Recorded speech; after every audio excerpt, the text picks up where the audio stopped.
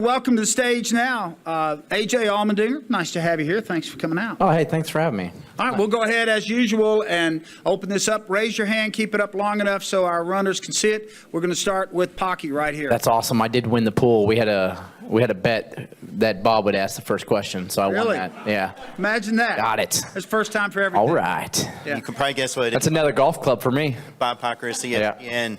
What was your impressions of using the stock car on the road course at Charlotte? What was good and what would be a concern?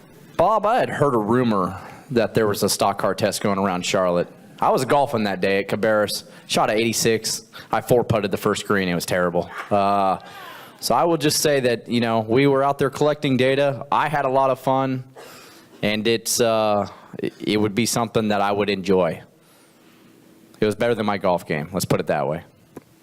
You really shot an 86? I did. I had 43 putts that round. You know how bad that is? Yeah, that's horrible. So that puts into question the But I did not throw the putter, so I'm growing and maturing as a person. Right in front of us. Let's go right over here. Anyway, next question. Okay. Moving along. Oh, okay. Daniel McFadden with NBC Sports. AJ, you're going to have a teammate this year for the first time since 2012 and Chris Buescher. How have you matured and changed as a driver in those last 4 years that will help you be an even better teammate than you were previously? Well, if you ask my team owner, I haven't matured yet, so that was the whole non-putter throw thing that I just said. So, no, I mean, I think it's going to be great. Chris Buescher, obviously the talent that he has and winning the Xfinity Championship, getting his first career win last year, there's a lot that I can learn from him. And, I really think it shows the growth of our race team, and especially with Tad and Jody. A big reason of having to go to a second car was, in general, we had too many sponsors. Kroger taking over my car full-time this year, was something that we looked at as an organization and how we started running at the end of last year and thought, obviously Tad and Jody, it was their decision, but it was the right time to go to a second car, and it just shows the effort that they put into their race team. There's not a lot of teams out there right now saying that they have to expand because there's too many sponsors in the organization. So, it was a late start for sure. It was kind of late November that the decision was made, and just the transformation that I've seen from late November to right now, the shop and all the growth. We've added over 30 people.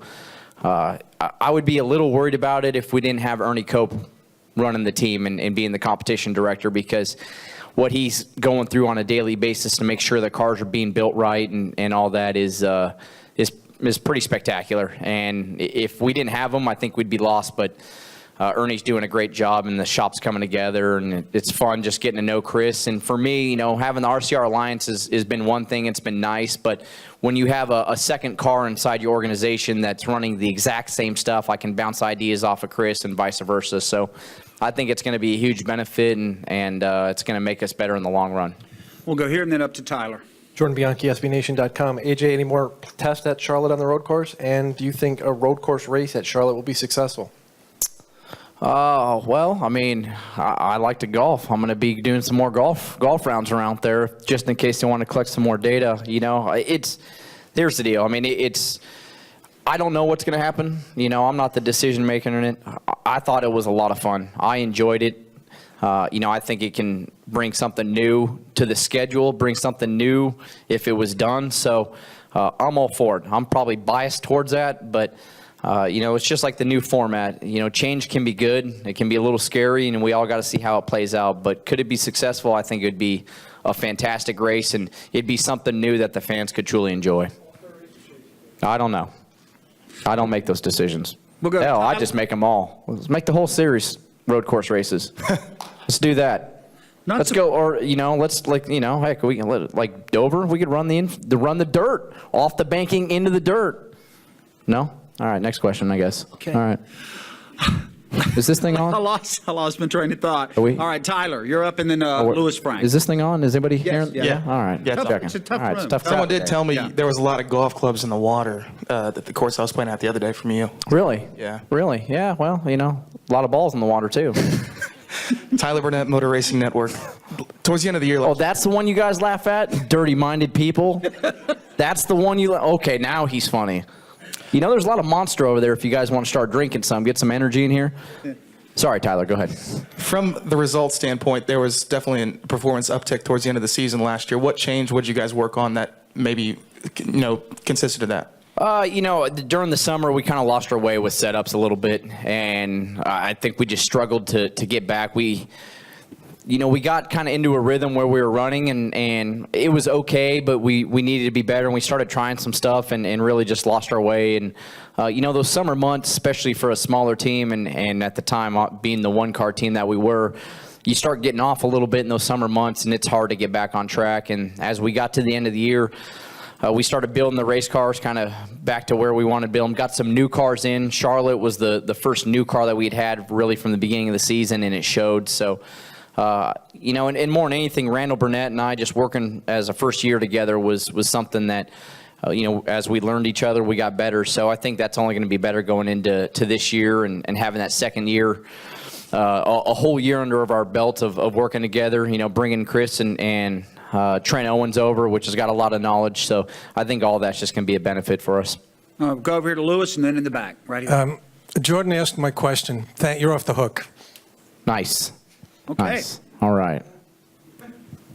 Kelly from NASCAR Preview and Press Guide.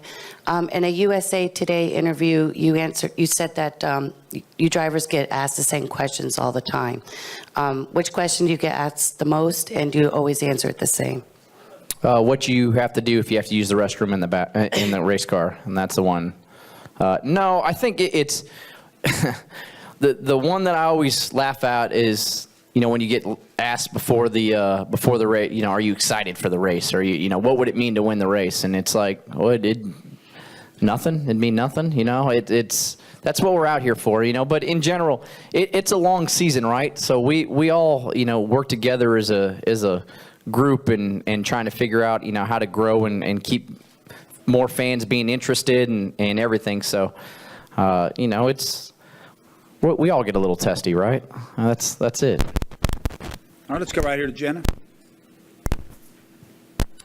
Jennifer AP, we're not going to see you this weekend at the Rolex, correct?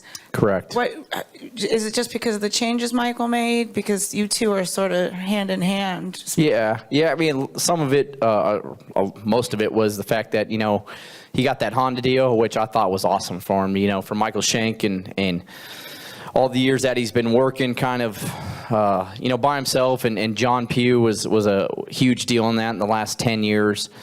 Mark Patterson before that, so Mike to get a factory deal with Honda was pretty special, moving to the GT class, and Honda wanted their IndyCar guys in, which I can completely understand. And last year, by the end of the year, I was a little bit beat up, and just part of doing that Rolex race is doing it with Michael Shank for 10 years. He's like one of my best friends, a big brother to me, and I didn't really look hard for anything else, just because it was going to be strange not being there running with him. And so believe me, I'll miss it until about 4 in the morning when I'm sleeping, because that knock on the door at 4 in the morning to wake up and get in the race car is pretty tough. So, but I'll definitely be there watching in spirit and on TV.